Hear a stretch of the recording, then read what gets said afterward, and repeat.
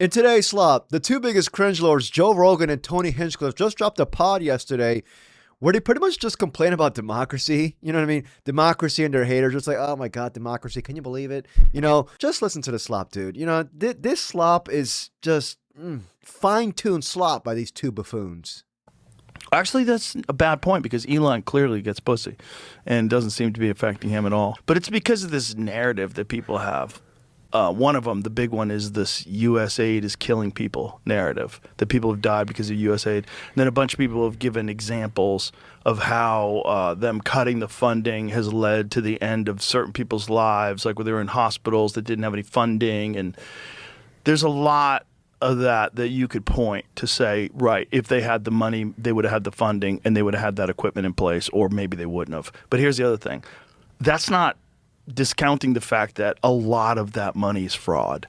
Yeah. A lot of it. Like, it's not a little amount. And the idea that you should let it go on because it's going to save lives and there's a bunch of people that are stealing money.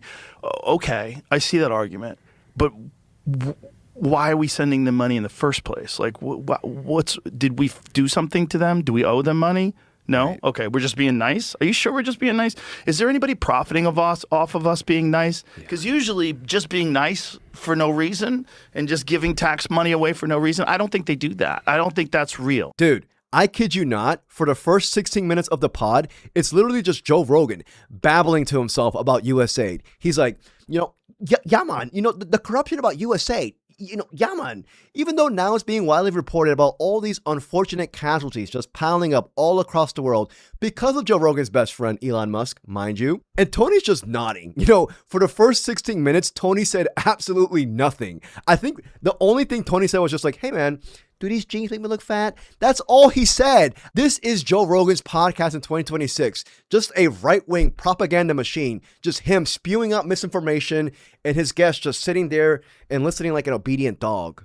That was what was hilarious, was people were so upset that he said Michelle Obama's a man at the White House. It's like, that's what he's doing. He's doing that on purpose. Like, he's literally wearing an American flag bandana. He comes out to a Hulk Hogan song. Yep. And he's wearing sunglasses. Mm-hmm. It's not appropriate. You're right. Yep. Right. But he said the exact same thing when I interviewed him somewhere else. Yeah. He said, I'm pretty sure he said Michelle Obama's a man, like last time I interviewed him. That's what I heard, is that it's not his first rodeo at the Michelle Obama is a man. Yeah. That's how he ends his interviews. Hilarious. He's trying to get people to talk about him. Yep. It's the whole thing is so crazy. But all of it would be nothing if he couldn't fight.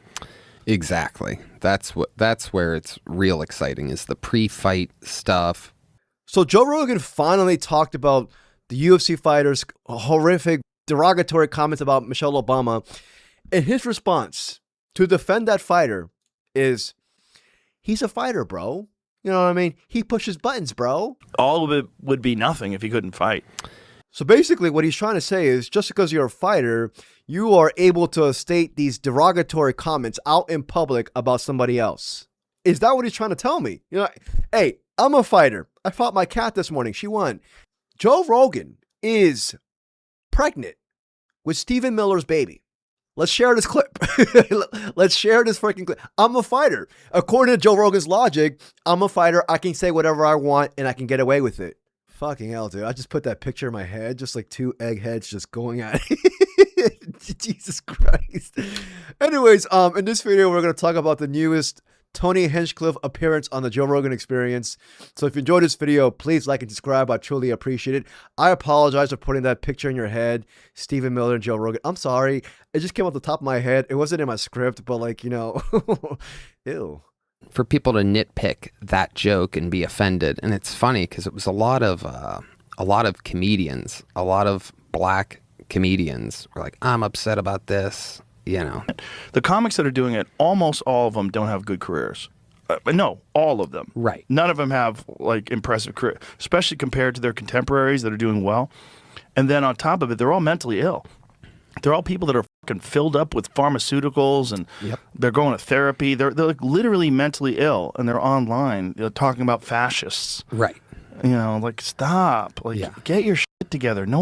Your opinion is not that valuable to people because they know that you're up. Do you not understand that? Right. Like the way you view the world is it's not a healthy, balanced perspective. Like you're viewing the world in this like mentally ill lens. This is the biggest projection from Joe Rogan. Like, this is copium to the max. Like, Rogan is always dismissing and being derogatory to anybody who disagrees with him. He labels them as mentally ill or attacks them like, oh, you don't have a good career. Your input is nothing to me. With those comments, like, he's not addressing the criticism. He's instead just attacking people that are making it. A comedian's success or mental health has no bearing on whether their criticism is valid. You know, like, if the joke stands on its own, defend the joke itself instead of, like, dismissing its critics. And regarding Tony Hinchcliffe's special, I mean, this is Tony Hinchcliffe's IMDb rating. A 3.4 out of 10 stars. Now compare that to Joe Rogan's The Big Toes most recent comedy special, Burn the Boats. A 4.3 out of 10 stars. And mind you, neither Tony or Joe mentioned Tony Hinchcliffe's most recent special throughout the entire pod. I'm just saying. Someone else said it. If it was a politician that did it, or someone else, or someone high up in the administration, that would make sense. Same thing with the roast. If it was a clean comedian, right? If Nate Bargatze or Jim Gaffigan were on it and they said that, that's crazy. Me saying it, that's normal. They don't know that though. See, the thing is, it's like you've achieved a level of fame that like really snuck up on people over the last couple of years. You know, it's because the rise of Kill Tony has been completely organic. Like, there's been no promotion of Kill Tony that made it become what it is. It's all just people sharing it on YouTube. So now you're a guy that they go to, like, to get mad at. Joe Rogan being such a alpha male, you know what I mean? Tony Hinchcliffe as well, you know, over here playing the victim card. And mind you, the reasons that they stated in that clip right there, those are not the reasons why people trash them. Both Joe Rogan and Tony Hinchcliffe, like, their comedy is just culture war slop. And they're both in Austin, Texas, trying to cultivate and, you know, manifest this stereotypical comedy type scene. All they do, especially Joe Rogan, spreads misinformation, you know, spreads misogynistic, homophobic, racist point of views. And Tony really brings out that, oh, you know, people are only attacking me because I'm popular.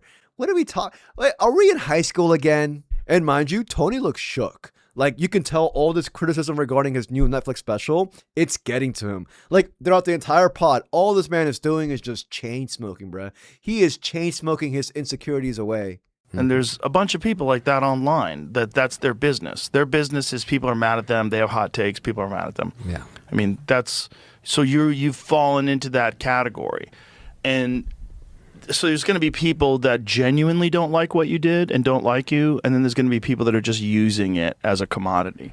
They're just using it as outrage, which is part of what the game is. You know, this is what they do in their engagement, you know, game that they play, and it's kind of what we do in the joke game. Yeah. You know, you get engagement, you get people to laugh. You say outrageous things that you don't even really mean, but it's because it's a funny thing to say.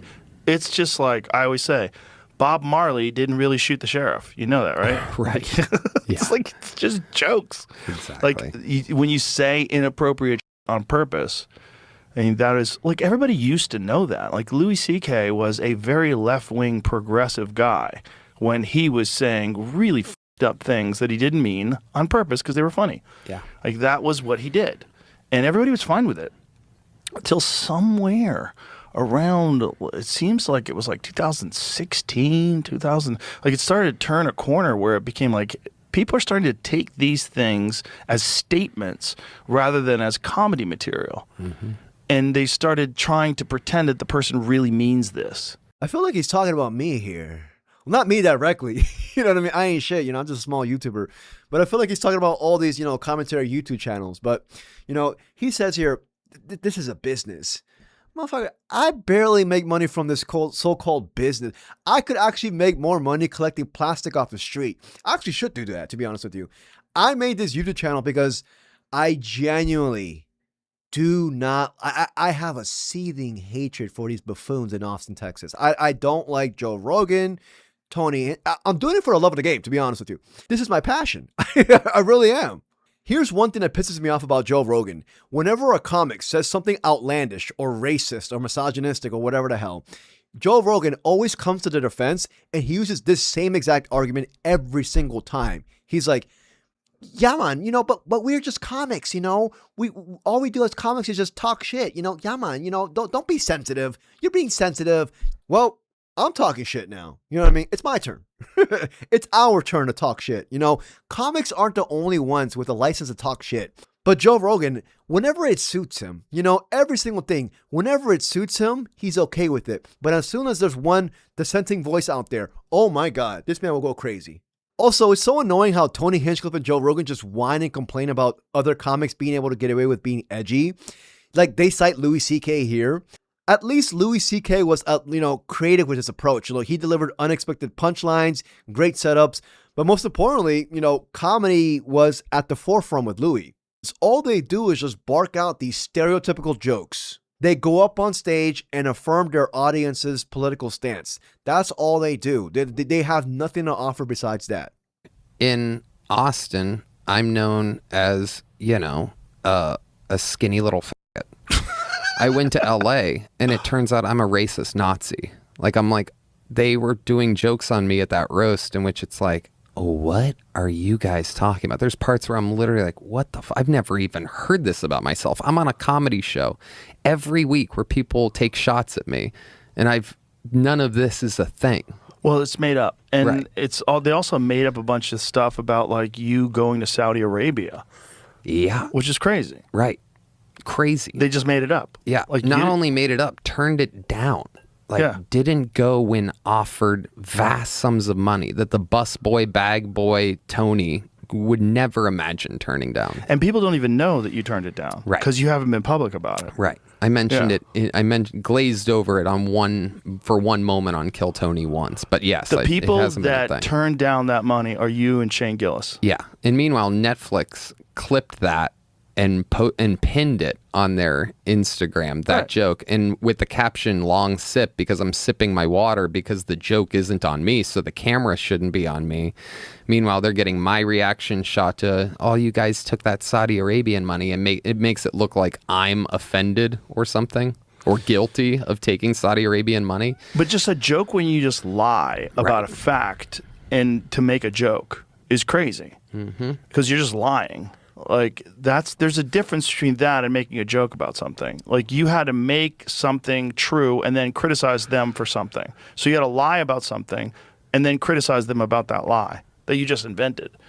Yeah. Which takes 3 seconds to find out it wasn't true. Exactly. It takes a really quick search. He didn't go. Right. This is the biggest little bullshit.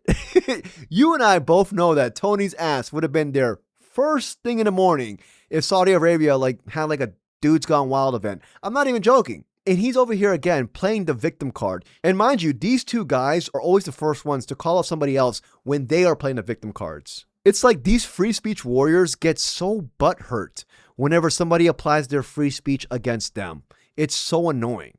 I forgot to mention the fact that Joe Rogan is over here complaining about lying.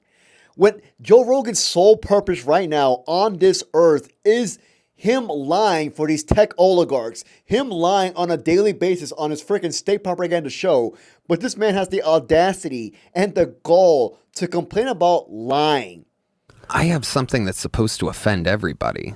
I don't want you to like 100% of any of my jokes. I'm not that guy. I'm heelish. I'm a bad guy. You're a wrestling pro wrestling fan. heel. Exactly. Yeah. So what's funny is people got offended about the George Floyd thing, and a lot of people said, yeah, well, Pete Davidson did a Charlie Kirk joke. And they're comparing these things from two different spectrums. But what they didn't mention is that I did a Charlie Kirk joke in my set. So fuck them, fuck them, fuck them, fuck them. You know what I mean? Everybody gets them. Everybody gets it is always my whole point. Everybody gets them jokes. Everybody does. Tony just said that everybody gets it regarding his comedy style. He makes fun of everybody. Yet he's made how many George Floyd jokes now? You know what I mean? At different comedy events. With Tony, this is his comedic style. He punches down. He attacks marginalized groups. You know who actually gets it with Tony Hinchcliffe? Trans people, immigrants, women. Those are the butt of the joke for Tony Hinchcliffe. He's always punching down, never punching up. Because his friends, his friends are up there. You know, he's such a wannabe because he wants to be up there, like a part of the elite class, part of the 2%. He's not. He's just a puppet used by this fucking elite. That's what I'm saying. Anyways, I'm done, dude. I'm done. Joe Rogan's podcast is basically now just a therapy session for these, wannabe fascists or these fascists in general. He gets on these right-wing talking heads, these right-wing talking points. He spews them out, and then he tries to rehabilitate somebody's image or humanize somebody. That's all he does now. That's literally all he does. But yeah, let me know what y'all think. If you enjoyed this video, please like and subscribe. I truly appreciate it. Till the next video, peace, yo.